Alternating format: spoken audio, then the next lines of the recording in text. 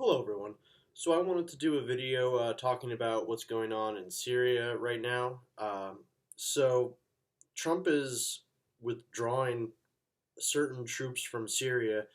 Not even really a withdrawal from what I'm hearing. It's more like he's just having our troops step out of the way for Turkey, and it's leaving the Kurds vulnerable to Turkey. So Trump tweets this, trying to threaten Turkey's economy, and I mean it's so buffoonish. So I'll get to the substance, if you will, of the tweet. But this is the tweet itself. As I have stated strongly before, and just to reiterate, if Turkey does anything that I, in my great and unmatched wisdom, consider to be off limits, I will totally destroy and obliterate the economy of Turkey. I've done before. And then the second part of the tweet basically just goes on to say that they've destroyed 100% of ISIS. In the U.S., like we're taking credit for that, but it was really the Kurds that were on the ground fighting ISIS. So, yes, we were helping them, but the Kurds were the real fighters on the ground. Now, before I get to the substance of the tweet, let me just read from a few sources just to kind of give you the appropriate context. So, this is from CNN, just kind of giving a breakdown here. So Turkey's military claimed Thursday, that's today, its ground offensive in northern Syria has been successful. A U.S. official said Turkey's operation may end up wider in scope and encompass the whole stretch of the border with Syria. Um, Erdogan threatens Europe. The Turkish president didn't mince words Thursday, warning European countries he would allow millions of Syrian refugees to travel into Europe if they criticized his military operation. It comes just days after U.S. President Trump announced that U.S. troops would pull back from the area, prompting a storm of criticism. Trump's decision cleared the way for Turkey to attack Kurdish forces, the SDF, who were a key U.S. ally in the war against ISIS. Um, the Iraqi government has expressed concern over the current situation in northern Syria, saying that the Turkish military operation will complicate the situation in Syria and directly impact security in Iraq, according to a statement released by the Iraqi Foreign Ministry.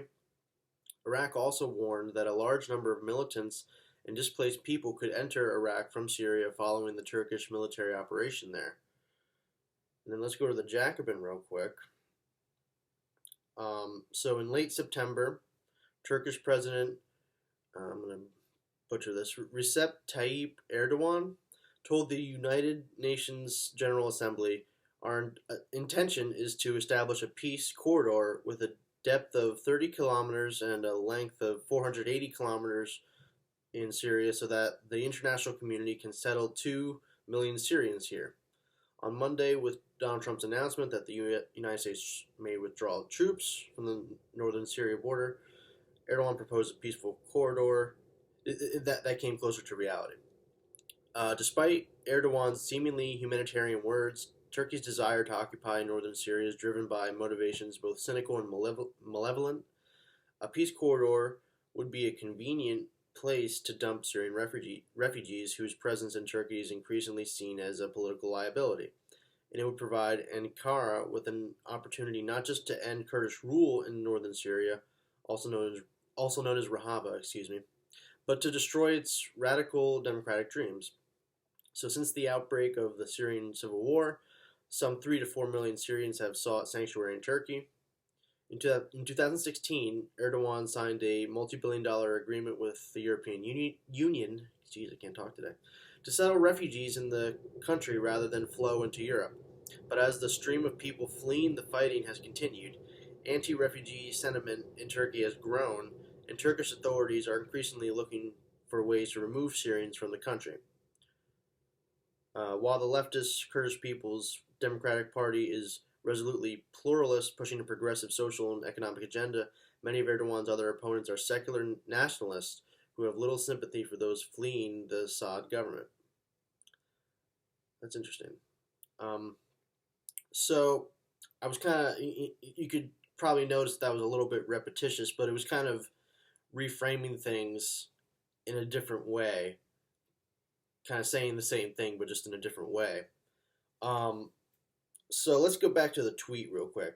Um, this threat that Trump has issued to Erdogan and the economy of Turkey. I think on its face, it's a good threat.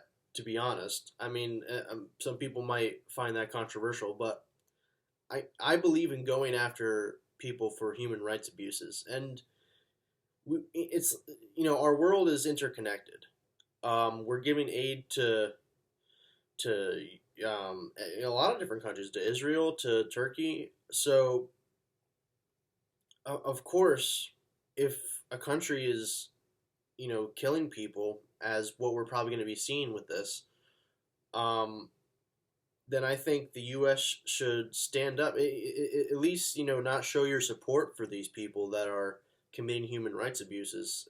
Because I'm not an interventionist. Excuse me. I'm not in the business of like regime change and like going in there militarily, but we should, at the very least, we can pull back our support of people like this. I would do that with Israel. I would do that in this case with Turkey, to say if you go any forward with this, then you'll be in trouble with us. But it seems to me like that's not really stopping Turkey. It doesn't seem like this tweet will actually be effective at stopping Turkey. I mean, they're already, as reports are saying, they're already going into Syria. And so Trump is turning a blind eye to his actions. Um, like he's doing that to cover his ass. Really, he's doing that to say like, hey, I didn't do nothing to protect the Kurds. But like the tweet's not going to protect the Kurds. So you gotta accept that reality. Um, and yeah, I'm not a interventionist, but I think in this rare instance, this might be a time where you need to have a residual force of troops left behind to protect the Kurds. And I'm very mixed on this, as I'll get into. But you know, in a situation where you know that people will die if you let the troops leave, like that's irresponsible in my view. So we need to come up with an exit strategy. Hold Congress accountable, because I mean, technically we shouldn't be in Syria to begin with. It's been argued that it's like under the same AUMF, the authorization of a military force, as with the war on terror, with the Afghanistan war after 9/11. So we're arguing that we're justified in being Syria because of that, because we were fighting the war on terror. But that's ridiculous. There's nothing like even remotely close that you could tie that to. So there's no connection to that, and it's just a justification for endless war. So like people would use the similar arguments with the Iraq War. It's like, oh, if we leave now, then there's going to be more bloodshed. So it's a little bit of like a like boy who cried wolf. It's like in this situation, I think this is really true. I think more people will die if there is no troops protecting the Kurds. Whatever that amount is, I don't imagine it'd be a lot of troops, but um, this is kind of a rare instance here. Um, so yeah, we have to respond accordingly. I would say we should be skeptical because, like I say, these arguments have been used before, but it's hard now because virtually everyone, including Senate Republicans, hate this move that Trump is making. I mean, it's really not looking too well um, for Trump in general, as I'll get to later with the impeachment, what's going on with that. But why Trump would do something like this is very interesting. What would motivate him?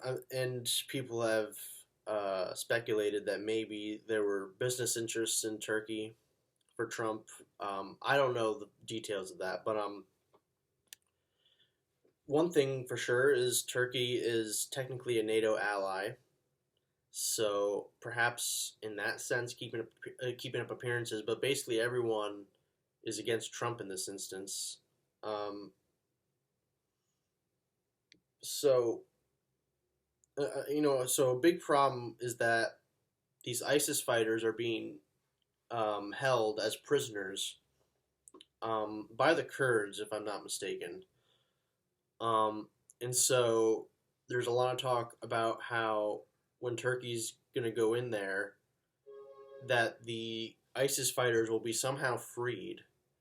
Um, Perhaps they change um, who's in charge of them exactly, but Turkey is more sympathetic to ISIS actually. So, which is kind of it's pretty interesting. I think Turkey is secular in name, if I'm not mistaken. They aren't a theocracy as far as I know, and so is Syria.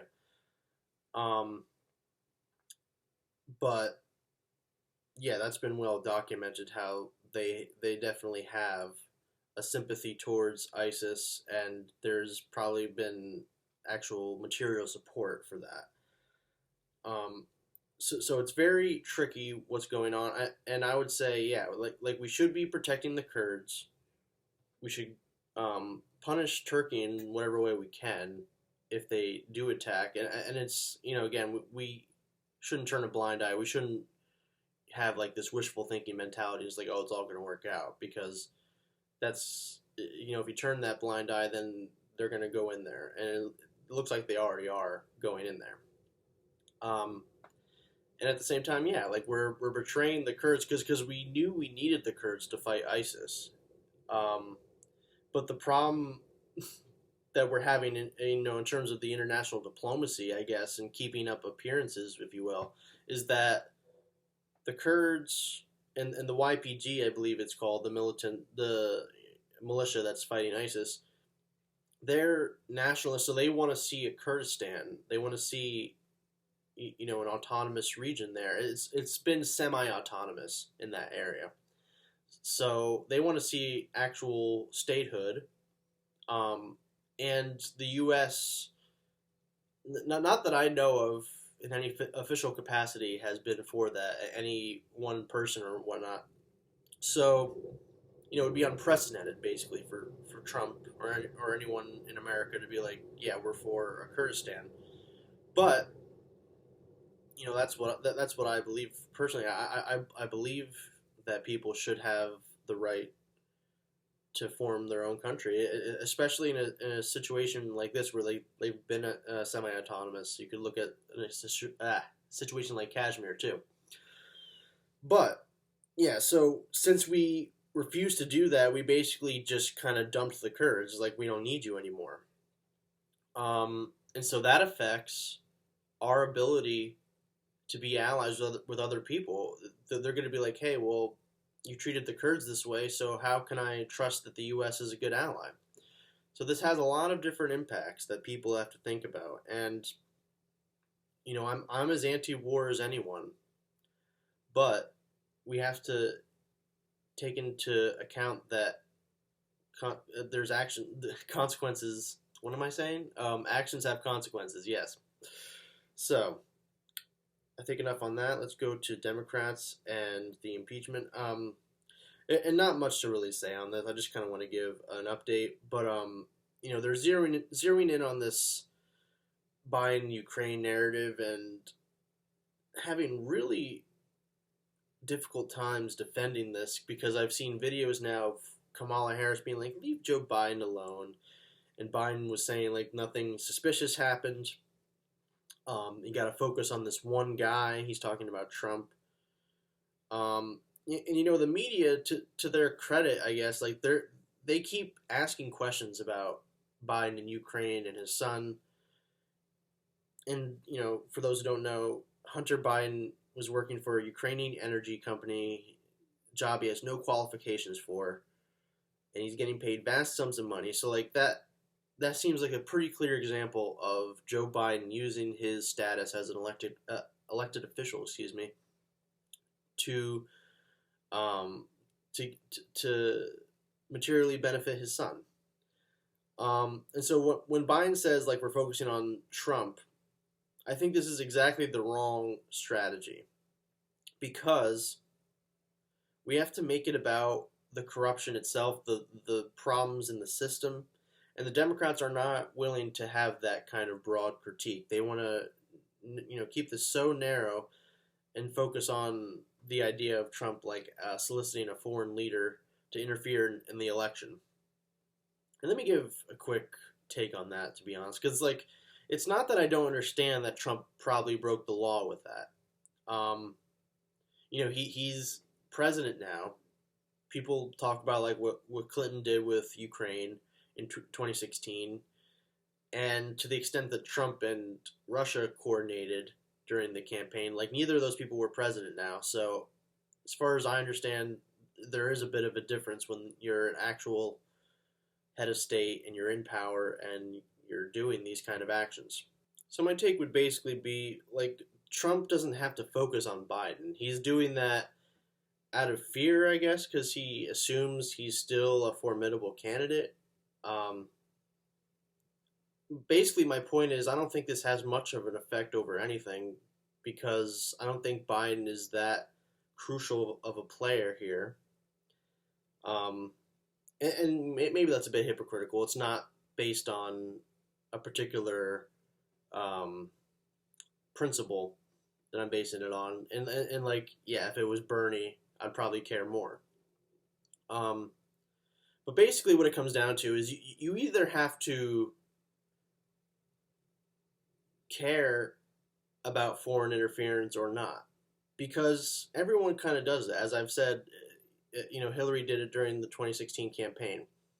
So it doesn't come off as a strong argument to just draw the line and be like, oh well, now that you're president, you can't do this. But it's like because you're implying before it was fine. It's like almost giving a pass to Trump and Russia with that whole thing.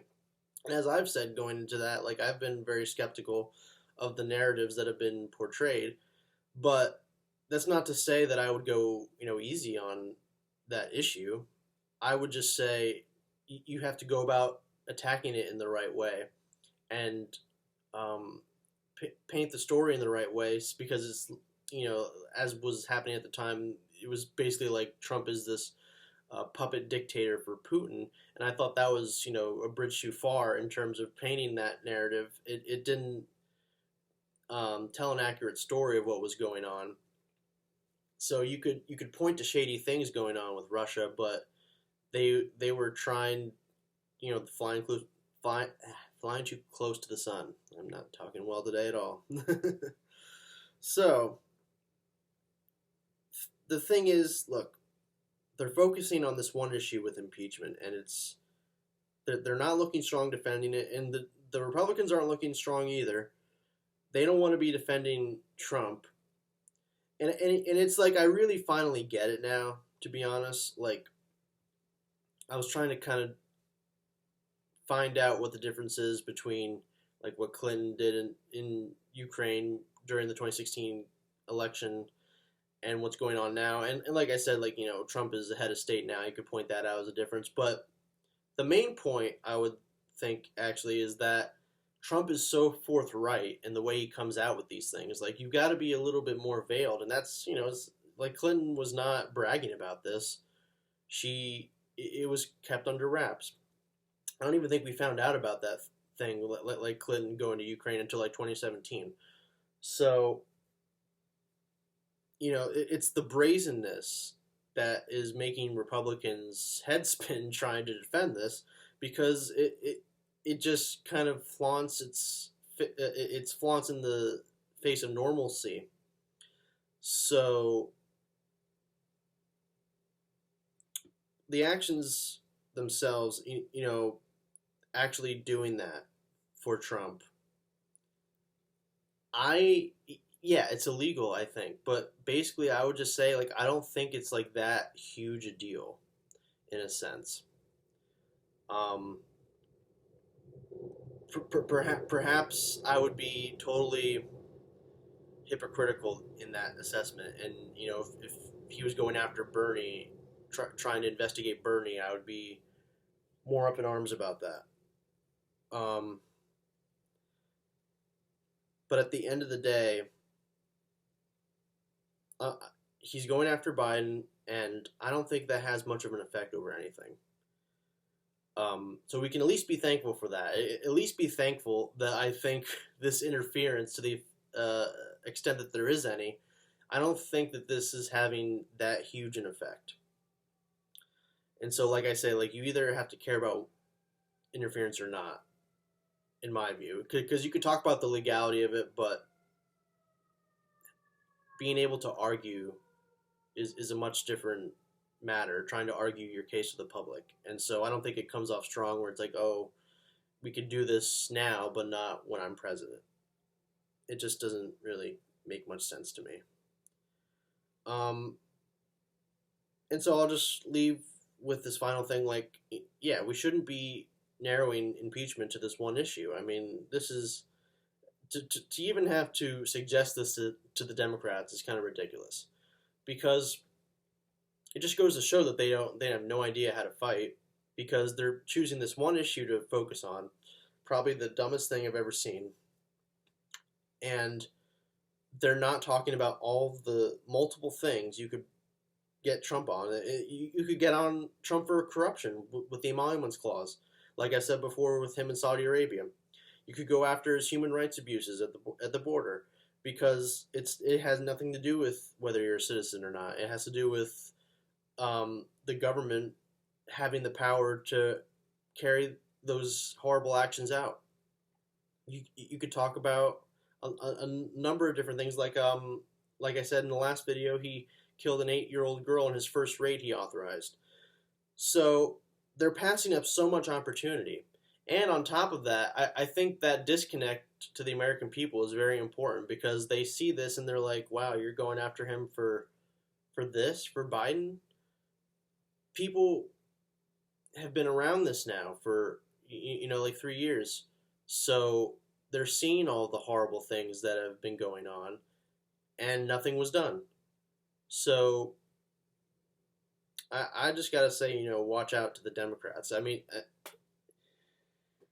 it's hard to picture a scenario where they lose in 2020, but we were all saying in 2016 they would win. So I just don't think we should take things for granted. I think we should, really fight our hardest and fight in a way that makes sense. So I would suggest to the Democrats that they,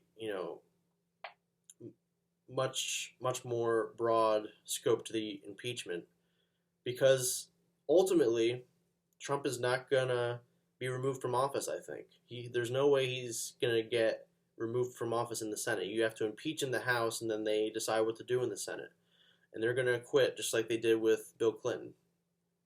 I think it's very likely that's the case. I mean, as I've talked about before, maybe certain Senate Republicans don't like Trump, but I don't think that they're willing to vote for impeachment because the base likes him so much, and that would be political suicide for them. There'd be no way they get reelected then. So I think they're gonna just bite their tongue and block impeachment. Um, and so that's basically all we can do is try and sully his character. Try and bring down Trump's character and highlight all the wrongdoing so much that people are more aware of that than ever.